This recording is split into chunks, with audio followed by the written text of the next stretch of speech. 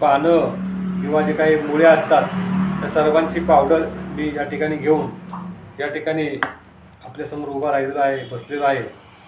तर ही जी काही पावडर आहे या पावडरचे फायदे बऱ्याच लोकांना माहीत नाहीत. तुम्ही म्हणता काय त्रिफळा चूर्ण वगैरे आहे का? त्रिफळा चूर्ण बाजारामध्ये अशा पद्धतीने दिलं जातं. परंतु हे जे काही चूर्ण आहे हे चूर्ण आहे वेगवेगळ्या आजारावरती चालणार आहे. वेगवेगळे जे काही त्रास असतात हे चुटकीसारखे या चूर्णाच्या सेवनाने कमी होऊन जातात. काय आहे हे चूर्ण? व्हिडिओ नीट जाणून घ्या. व्हिडिओ शेवटपर्यंत पहा. एक 8 ते 10 मिनिटाचा व्हिडिओ आहे, जास्त मोठा व्हिडिओ नाही.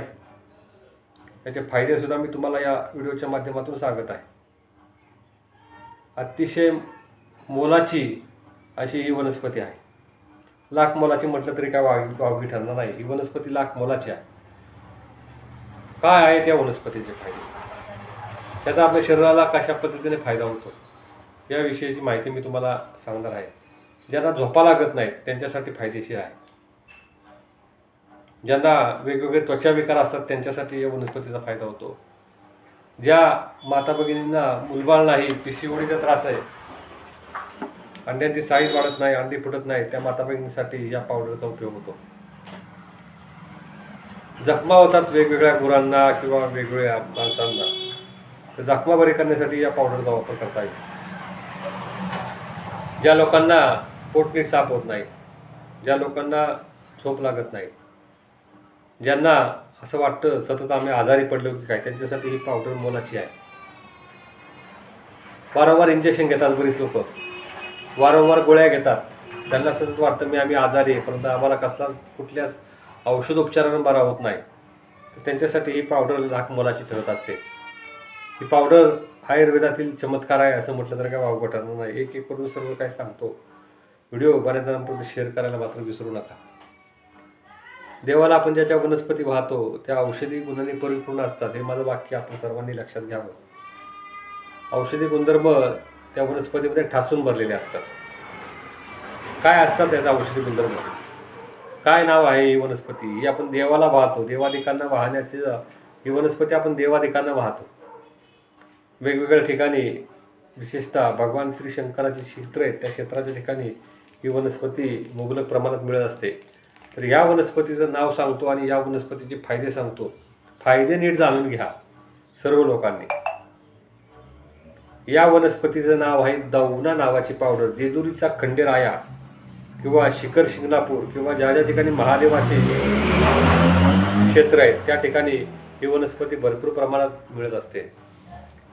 ज्यांना लघवी नीट साफ होत नाही, ज्यांना पोट नीट साफ होत नाही, वेगवेगळ्या प्रकारचे डॉक्टर केले, वेगळ्या प्रकारचे बरेच जिथं नाही कुठला डॉक्टर असं सर्व डॉक्टरांकडे दिलं, परंतु मी बरा आहे, मला बरं वाटतंय असं एक पेशंट, आमच्याकडे असे पेशंट येत असतात, मी बरा आहे, मला बरंच वाटत नाही, किती उपचार करा.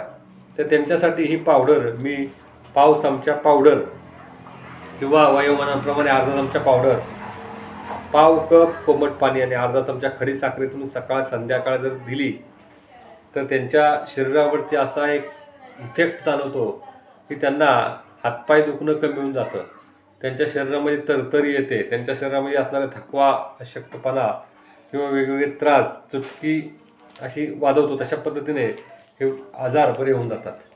इतकी ही लाख मोलाची वनस्पती आहे. अर्धा चमचा पावडर, पाव कप कोमट पाणी, अर्धा चमचा खडी साखर, सकाळ संध्याकाळ सांज सकाळ जर सेवन करताय काही खाल्ल्यानंतर तर फायदा होऊन जातो.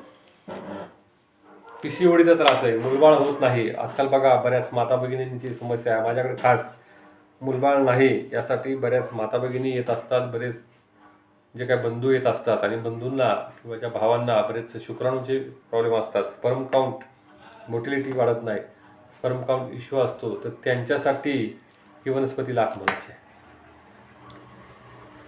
ज्या माता भगिनींना अंड्यांची साईज वाढत नाही, अंडी नीट फुटत नाही, वेळेवर पाळी येत नाही, तर त्यांनी ही पावडर 3 पद्धतीने आपण घेऊ शकतो. मला त्या दृष्टीने एक व्हिडिओसुद्धा व्हायरल झालेला आहे. दौना नावाची वनस्पतीची पावडर, अर्धा चमचा पावडर, अर्धा चमचा गुलकंद, पाळीच्या 6व्या दिवसापासून ते पाळी येईपर्यंत सकाळ संध्याकाळ काय खाल्ल्यानंतर घेताय छान सकाळ संध्याकाळ जरी पावडर घेताय तर पाळी रेग्युलर व्हायला, PCOD बरा व्हायला, अंड्यांची साईज वाढायला, अंडी फुटायला या साध्या सोप्या उपायाने फायदा होऊन जातो. या दावना वनस्पतीचा वापर आपण सर्व लोकांनी करून घ्या अशी विनंती मला सर्व लोकांना करावायची आहे. आता ज्यांना वेगवेगळ्या जखमा असतात, या जखमा बऱ्या करायच्या असतील तर ही पावडर आणि सीताफळाची पानं एकत्र टाकायची पाण्यामध्ये आणि उकळवायची. आणि उकळल्यानंतर ती जखम, विशेषतः गुरांची जखम, म्हणजे जी काही जनावर असतात, गाई, म्हशी किंवा शेळी, मेंढी, तर यांच्या ज्या काही जखमा असतात त्या जखमा चुटकीसारख्या कमी होऊन जातात. तर याचा फायदा आपण सर्व लोकांनी घ्यावा अशी विनंती मला आपल्या सर्व लोकांना आहे.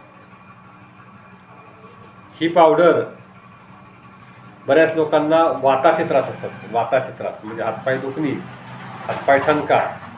तर अशा वेळेला या पावडरीचा वापर आपल्याला करून तुमचं अंगमास दुखणं किंवा संधिवात असेल, गुडघेदुखी असेल, मानदुखी, पाठदुखी, कंबरदुखी याच्यासाठी याचा फायदा हा चांगला होत असतो.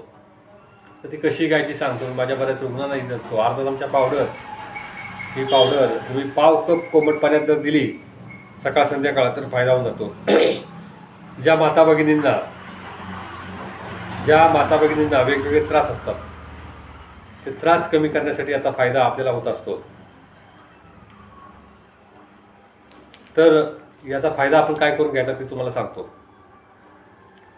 ज्यांना पाळी रेग्युलर येत नाही, पाळी उशिरा येते, त्या माता भगिनींनी ही अर्धा चमचा पावडर आणि तुम्ही जर तीळ तेलामध्ये जर घेताय, तीळ तेलात अर्धा चमचा तीळ तेल आणि अर्धा चमचा पावडर मिक्स करून वरती कोमट पाणी सकाळ संध्याकाळ जर घेतला तुमचा पाळी रेग्युलर व्हायला या साध्या सोप्या उपायाने फायदा होत असतो.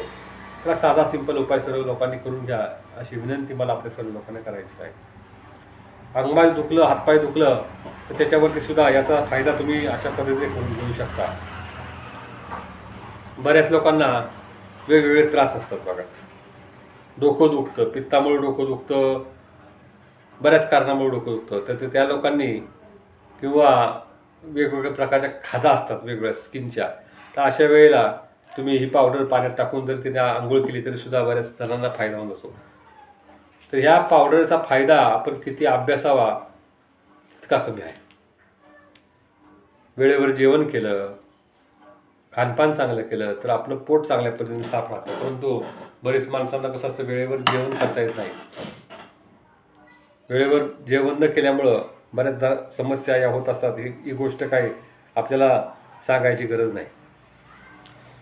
ज्यांना झोप लागत नाही, आजकाल झोप न येणं ही समस्या वारंवार बऱ्याच लोकांना होत असते. तर त्यांच्यासाठी 2-3 उपाय सांगतो, याचा सुद्धा फायदा आपल्याला करून घेता येईल.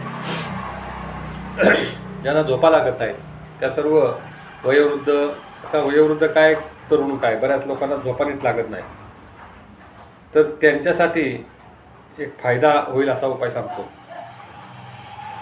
1 कप गरम म्हशीचं दूध, त्याच्यामध्ये अर्धा चमचा तूप, गावरान म्हशीचं किंवा गाईचं मिक्स करून जर रात्री सेवन केलं आणि बाजारामध्ये शतधौत घृत नावाचं औषध मिळेल. हे शतधौत घृत काशाच्या भांड्याला लावून हे तळहात, तळपाय, कानशिलं याच्यावरती जर तुम्ही लावताय सतत काही दिवस तर बघा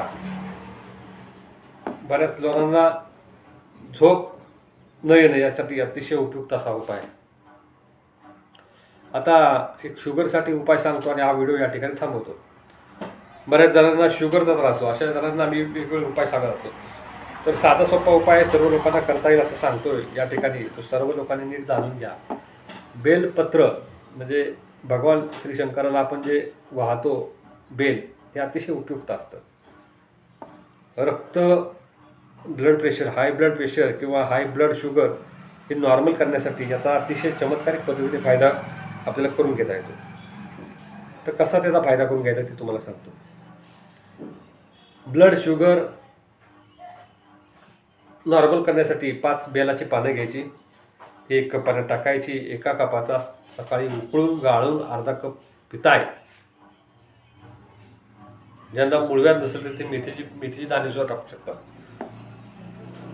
तर शुगर नॉर्मल व्हायला या साध्या सोप्या उपायाने मदत असते. हा सिंपल साधा सोपा उपाय लगातार काही दिवस आता तुम्ही म्हणताल आमची बीपीची गोळी किंवा शुगरची गोळी बंद करायची का, उपाय चालू आहे तर बीपीची शुगरची गोळी बंद करायची का. तर माझं असं सर्व लोकांना सांगणं आहे की बीपी शुगरची गोळी बंद करायची नाही. तुमची गोळी जी आहे ती गोळी चालू ठेवायची, गोळी चालू ठेवायची. आणि हे जे काही औषध आहे बेलाच्या पानांचा चहा आपण म्हणू शकतो, हे चहा